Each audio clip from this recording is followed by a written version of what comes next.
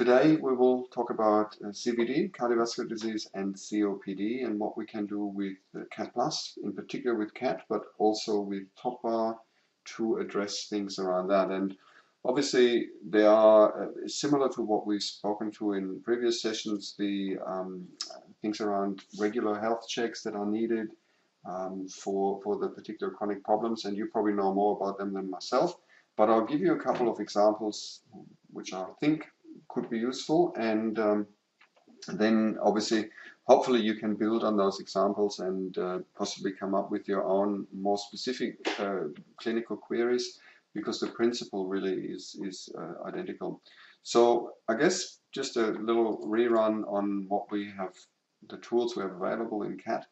Once your data is loaded, and again we normally recommend to do regular new data collection so that you look at up-to-date data.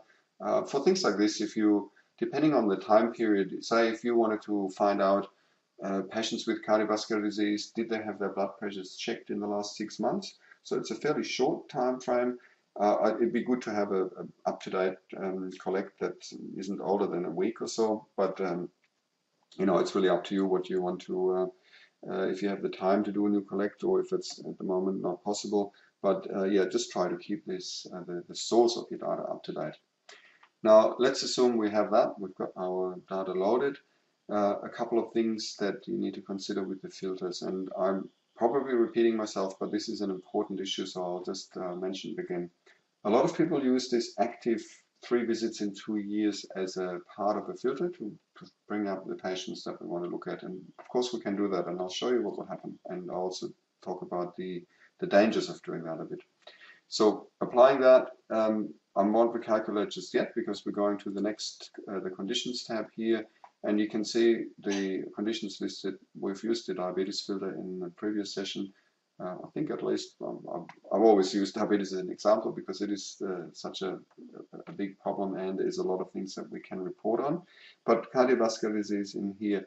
So there's a number of ways you can pick patients with CVD. You could either use the big sort of group button on top here, so that just brings up anyone with any cardiovascular diseases, and that includes all of the ones below. Or you can be more specific and you can say just those patients with coronary heart disease, or coronary heart disease and stroke, or whatever it is. But doing the CVD tick box there, if we recalculate now, so you can see in my practice we have 206 active patients, because I've already selected the active patient as well on the general tab, and that's my target population if you wanted to look at those. So for this example, you can have a look at the disease report, and that will break it down a bit further into which particular cardiovascular disease has been diagnosed for the patients. And you can see that the majority have coronary heart disease. There's 131 cases. 113 have hypertension, which is not a part of the CVD, but it's still you know, obviously a problem there. 78 had a stroke or have been diagnosed with a stroke. What else have we got? Heart failure. There's some. So that's really the spread that we have across the spectrum there. By ticking the filter, again as a reminder, under the conditions box here, just ticking the one here will bring up anyone with any of those. But as I said, also you can be more specific if you want. You could also exclude patients. You say, you know, I want all patients with cardiovascular disease, but no diagnosis of hypertension. And you can see it's still 206. Hasn't changed the numbers at all. But it's just because often they have you know, multiple problems obviously in there. So that's the say our starting point. So for someone who's just connected there, your microphone's on mute. If you have a question, you can press *7 to unmute, and we can hear you.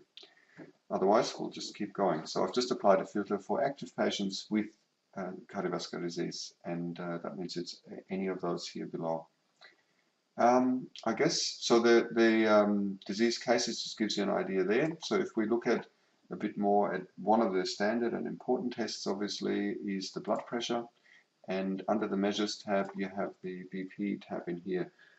So because we've applied the filter, we're looking at those 206 patients only, and you can see their results in here. One thing that's good to see, and remember the data I'm using here is actually from a real clinic, it's just been de-identified. So there's only 2 people with no blood pressure recorded and 1 person with incomplete data. Incomplete means that there is obviously something missing, and you can look at that by double clicking or clicking export as I've done, because it's such a small sliver of the graph. And you can see we don't have a systolic result recorded here, and that's why it comes up. It's also quite old, which gets me to the other issue, and most of you might already be aware of that, but I'll just show you what I mean. Say we're going to look at those people here that have high or elevated blood pressures, and we'll bring up their details. So whenever you use that report on a numerical, sorry, the patient re-identification on a numerical report, such as the blood pressure values, CAT will actually show you the measure and also the date when it was entered. We can sort this by clicking on the little arrows up top here, and you can see 2014. So this data I'm looking at is from the 6th of June 2016. So the most recent result is only 3 days old for this clinic, pretending that this would be, today would be the 6th of June, and we're looking at a new collect. But if you sort it by age, you can see that the oldest result is actually from August 2014. So it's yeah, 2 years old or more. So in other words, there is something missing in my filter. If your question is how many of my patients with cardiovascular disease are up to date with their blood pressures, then we need to add the date range as well. The way CAT works with results is that it pulls out only one result. So when you hit the collect button and it goes through your clinical system to pull out all the values and results and so on, it will only ever extract one result, one blood pressure, and it is the most recent one. So in the case of what we just looked at, the oldest one was from 2014, and that would probably render it not very useful for most purposes. So if you wanted to check up who is up to date, you can use the pre-configured 6 months period here on the date range result filter. Just a little note on this, I did a session yesterday, and a lot of people confuse the date range result with the date range visit or with the last visit filter here. Now, you can of course say you want to have only those people that visited in the last 6 months, and that's fine, but it's a different search or different filter from a date range result who had a result entered in the last 6 months, because obviously you can come and visit the clinic without having the result entered. You can't do the other way around. You can't have a result entered without a visit. But it is really about the difference between the visit will actually count a physical presence of a patient and will only bring up those, whereas this one will only bring up those people that had results. In this case, we're looking at blood pressure entered in the last 6 months, and if they're outside the 6-month range, then they show up as not recorded. And this is quite a different picture here. Before we had only 2 people with not recorded, now we have 58. So what this filter does is 2 things. For one, it shows you who's not up to date, if 6 months is your selected period when that particular test should be done. It will also give you a better picture of who's in the high, elevated and normal range, because what we're looking at now is recent results. So it's not flawed by the potentially really old results. If someone had a high blood pressure 2 years ago or 3 years ago and none entered since, they would, without the filter, they would be counted as one of the people with a high blood pressure. But having had a high result 3 years ago doesn't mean they still have it, or they might be even worse now. So in other words, if you want a snapshot of what's happening at the moment, or over the last 6 months at least, then you need to think of this date range filter to apply that.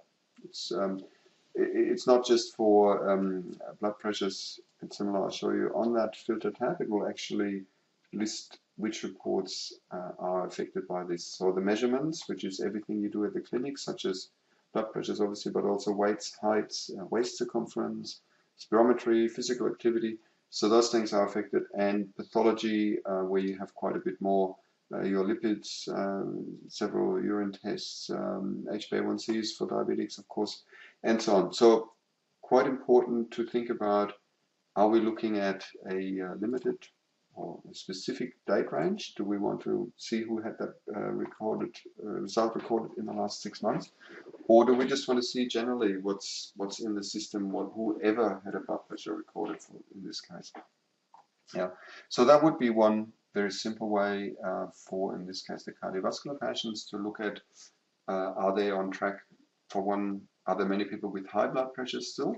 And of course, you can also see who didn't have that particular result recorded in the last 6 months.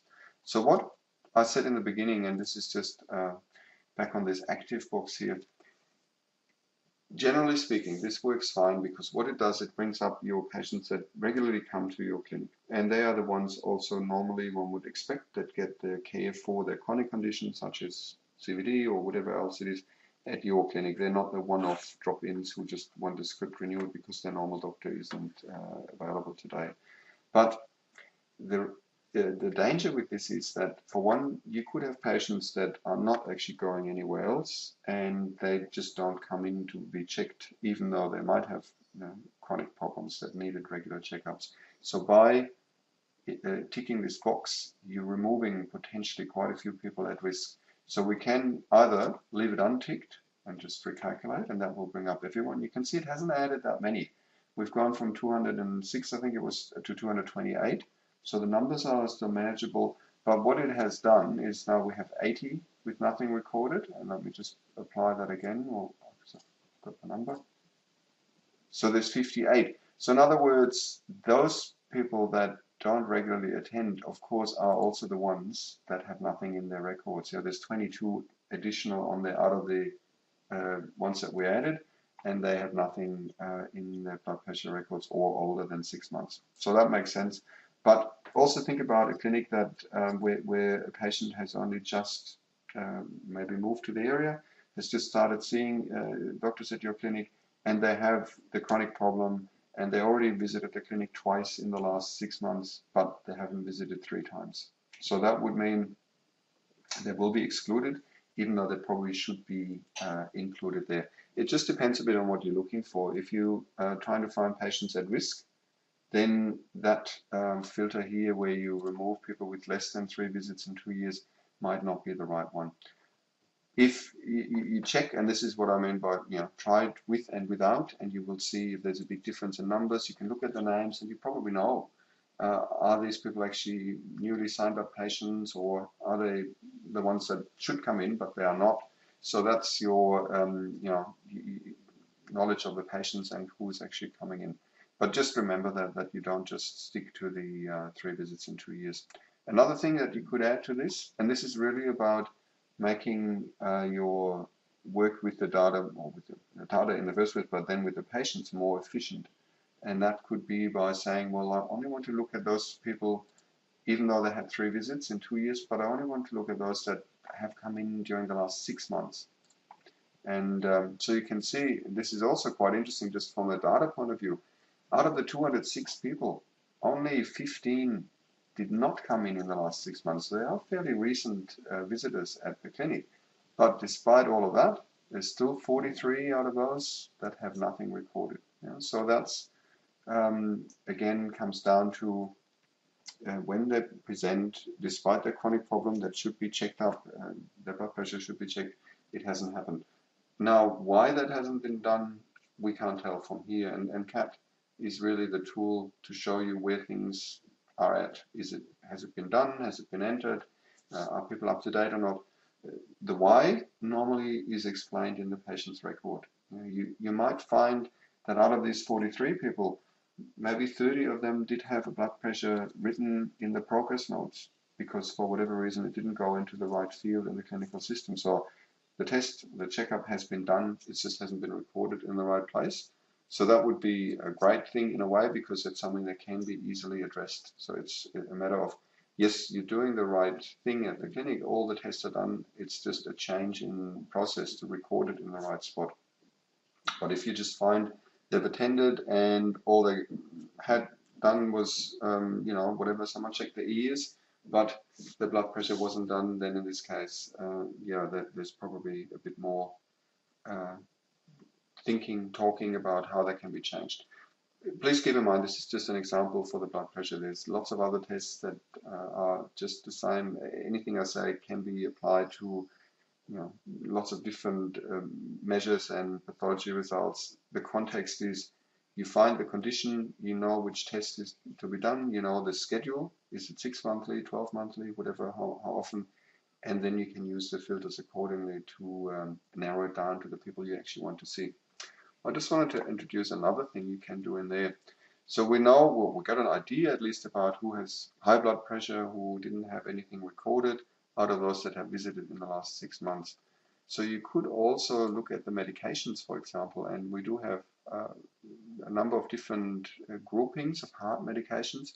There's the ACE or ARB group, antithrombotics, beta blockers, and so on. So one thing you could also do is say, we're interested to know out of the people with the heart disease who are not taking any lipid modifying drugs, and maybe also you could say no antithrombotics, either both or just one. Let's take that one out again. I don't know if we might be too restricted.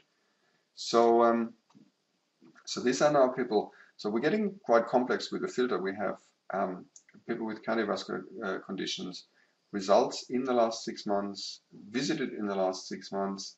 They're all active patients, and they're not taking any anticoagulant, and I can't even say it. Yep. So looking at that, you can see that we have out of those still 8 people with no blood pressure recorded. And what has changed is this composition here, that we're now getting nearly equal numbers of healthy or normal blood pressure, elevated and high blood pressure. So there's about a third, or you can look at the percentages here, 30%, 22, 27%. So that again might be something of interest, because it's not just about you measuring the blood pressure, it's also about other people with that particular condition on the right medication for that particular problem. And I've picked the antithrombotics there. You obviously could pick something else as well. Where that comes in as well, this is slightly different. I'm just going to change my conditions here. Rather than all CVD, you could just say only patients who had a stroke. And you could also think of, where have we got, oh no, that's in there, sorry, yep, let me just check in here. We have atrial fibrillation as well. So we could say people that had a stroke and had AF, let's see, so there's 21 of them, and you could then look at their antithrombotic. Are they taking aspirin, are they taking warfarin, or are they not? So we can do, let's say, both. And again, maybe these are patients that should be seen or recalled because they are at high risk, obviously. So basically the idea is to narrow it down. Are there specific medications that should be taken, and are people at risk if they don't, combined with their conditions? So that's just going across these tabs. Keep in mind, if you do something like that, let me just show you the difference. If I take the stroke out, and we're just looking at patients with AF, so we have a lot more, because what I did before was combining it. Sorry, just getting a message here. No, maybe not. Okay. Yeah, so that was people with stroke and AF. If you want to look at more at the prevention of stroke, for example, we've just filtered for patients with AF only. And we're looking at those who are not taking aspirin or warfarin, and you can see there's quite a few more. So 54 of them, and some probably of concern on top that have high blood pressure as well, and those that have nothing recorded. So that all gets quite clinical, and you might be able to tell I'm a bit, these are things, I'm not a clinician. So, but these are things that in your clinic that would have to be discussed, and hopefully there's some. Hi. Oh, okay. Sorry. Thanks, James, for dealing with her. The details are up here as well. Yeah. Okay. So that's the CVD. There's quite a bit more, obviously, on that. But I think if we leave it at that for now, because I wanted to show you a bit on COPD as well. And the other thing I want to show you is what do you do when you get this list? So let's just say we have our list of patients that we identified with AF, that are not taking blood thinning medications. I mean, we could be even broader, and we can say under medications we're not taking any. Let's see if that changes. There's only 17, so they clearly are taking some other drugs. So let's say we just want these 17 because they are our focus, our group that is at high risk. So you could, of course, show the population. So by clicking on View Population here, you will see everyone, all 17 people there, and you can also see their provider that normally sees this patient and when they last visited. That might be all you need because it's a small list of patients to work with. If your practice is using TopBar already, there is something else you could do, and that's the CAT Plus prompts. That means you could in CAT create a prompt based on the filter criteria that we just used that will alert the doctors or anyone else working in the consult rooms when they open up a patient meeting those criteria. So remember, we have they have to have results in the last 6 months, active patients, and with AF, and not taking any anticoagulant medication. And that means whenever they present, TopBar will show a message. And I won't go through the whole process now. We do have that in our user guide. Let me show you that where you can find those. Not here, not here.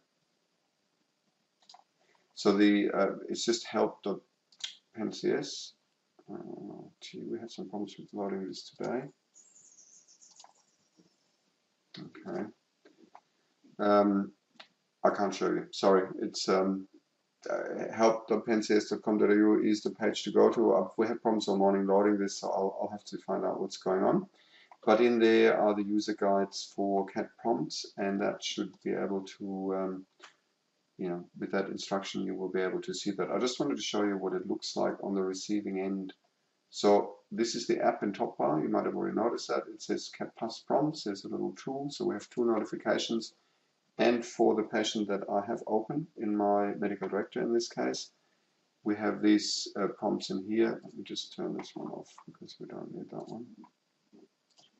So this is a prompt that was created at the clinic, and the text that was entered, and that could be a practice manager doing what I've just done, finding people with cardiovascular problems or with, in this case, AF, and not taking the medication they should be taking or is recommended to take. And that could be in the text saying, please review patients' medications, high risk because of AF and whatever else you put in there. So that's the prompts that will be displayed in TopBar based on what we've done here in CAT, creating a search, a filter, and transmitting that into the consult room via TopBar. And that's something that we only released in May this year, so it's certainly a new functionality. But if you're already working with CAT, if you already have TopBar installed, I think that will be immediately obvious, the benefits of that, because we only had a list of 17 people, remember? If you're working in a large clinic and you're doing searches that are not quite as restrictive as what I've done, you might end up with a list of 300 or 400 or 500 people, and it becomes very difficult then. How do you communicate that to the clinicians in the consult room? You can't print out a list of so many names, and no one is going to review all the files. But using the prompts in TopBar, that will alert, put an extra emphasis on that particular person's, be it a missing data or be it just a query on a medication review, because of the conditions and other things that you picked out in CAT. Anyway, that's a little sideway into the prompts. So the other condition we want to look at is COPD. And there's a couple of other things we can do with that one, different from what we have for COPD, which is really quite clinical, looking around medications and results. But with COPD, there's one thing we can do before. Let me just show you what we have in this clinic. So the disease report, now this is for my unfiltered population, so it's everyone. And you can see there's 5,608 people that have none of the items that we're reporting. So we don't pull out every single diagnosis. We just have some groups of particularly chronic problems and some others. But what we're looking at here is a basically a bit of an idea what's actually happening at the clinic. You can see we have 91 patients with the diagnosis of COPD. So that's good information, so we know who we're starting with. You could, of course, also go into the filters under the conditions and click the COPD and then recalculate. And there's my 91 again. Yeah, obviously that's the number here. And you can see a bit of the comorbidities. What else have they been diagnosed with? But what I was going to get at, and this is something that's probably tied to what we did in the last session about cleaning data, in particular in this context with free text coding. So if you think, yes, my clinic, we're perfect. Every single diagnosis is coded. We won't have any patients with a missing diagnosis in our system. Then you can take the 91 patients here as that's it. They are the ones that we want to look at in this context of COPD. If you have any doubts, if you think, well, there could be people that don't have a diagnosis coded, they might have free text ones, have a look at the data cleansing reports.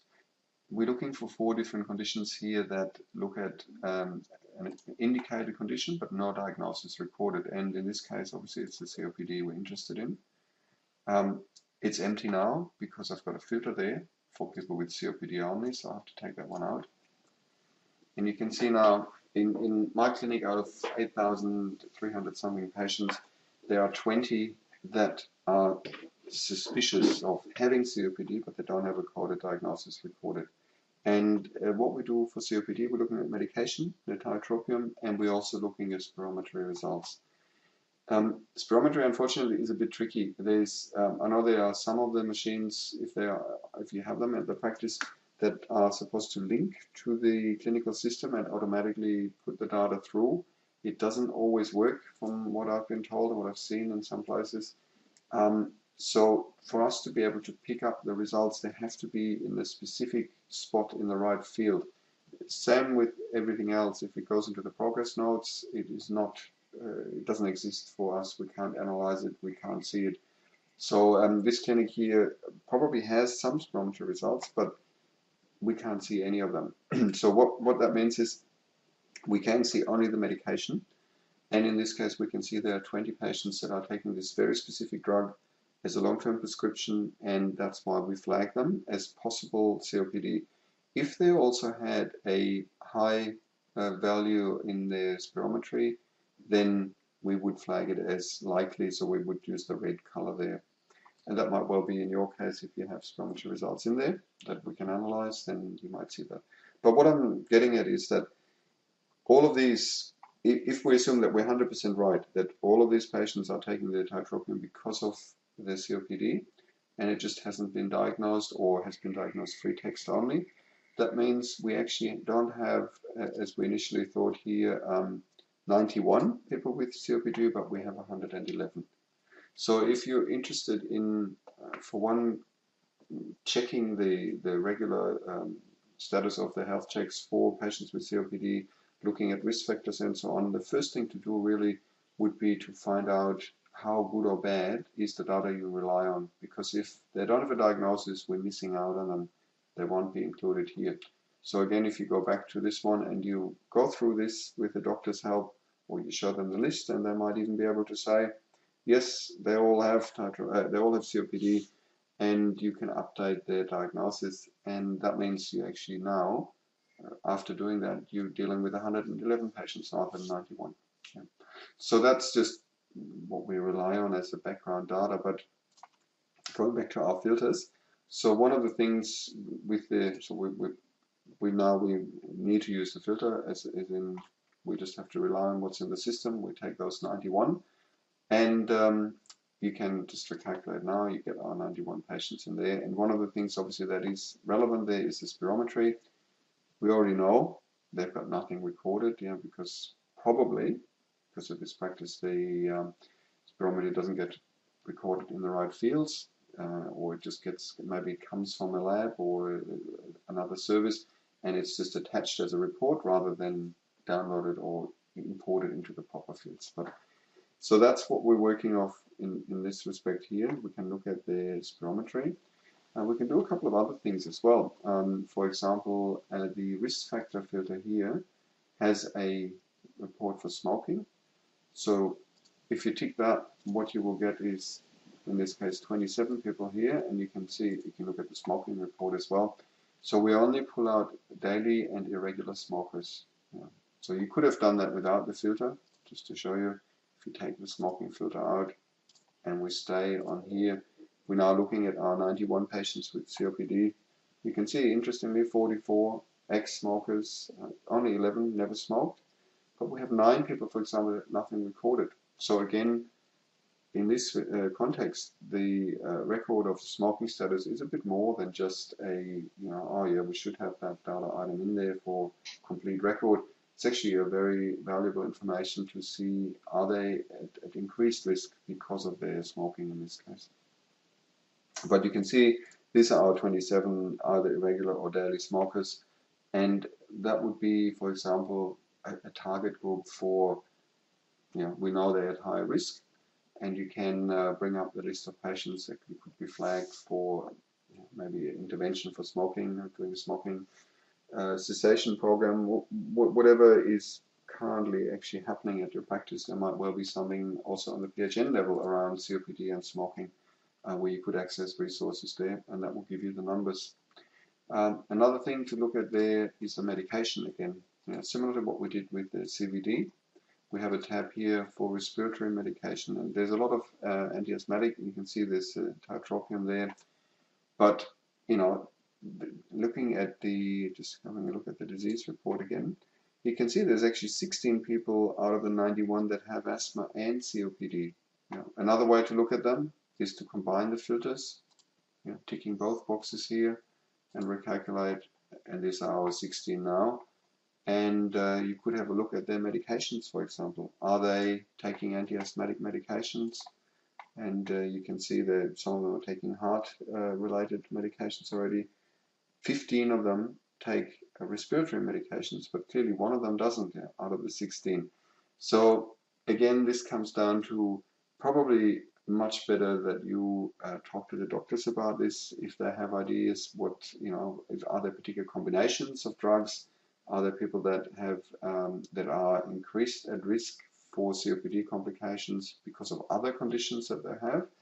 But all of that, hopefully all of that, can be done by using the filters and combining that with either people taking a particular drug or they're not taking it, as we've done with the CVD.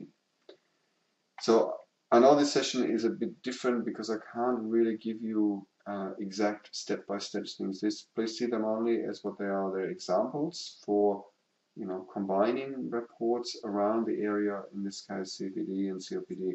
All of what we did can be applied to lots of other things, other conditions, using other medications, but the principle remains the same, that you are focusing on a certain population group and then using the existing reports to see, are they taking certain medications, do they have certain comorbidities that make things worse potentially, and so on.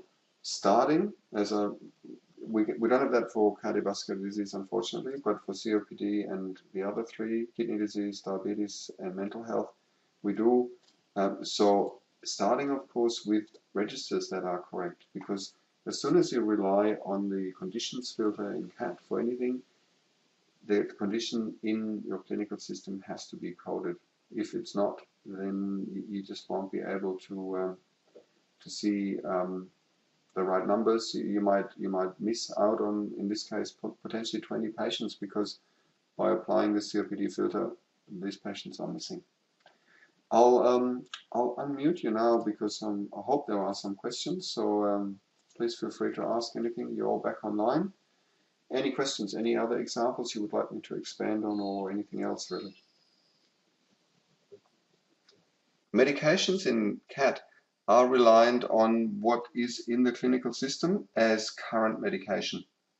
If you find, and this is a report that might help you a bit with that one here, the medication's not printed in the last 6 months, if you find that there is a lot of people that have I'll show you just the top ones here. In my case, there's 107 with 8 or more medications. So if you look at the list there, you can see, I can sort it as well. So 8 out of 8. The top person in here has 34 current medications, but 26 of them haven't been printed in the last 6 months. This one here, 22 out of 22, 18 out of 18. So again, this comes down to the quality of the data we're looking at. If you rely on, say, someone taking a particular drug and that's what you're doing in your filter, in your reporting, if that drug hasn't been printed, hasn't been actually, the script hasn't been printed in years, then it's quite fair to say the patient probably doesn't take that particular medication and your basis for your filter is incorrect. You know, so again, it comes down to is the diagnosis coded? Is the drug history, the prescribing history actually accurate, or is it out of date?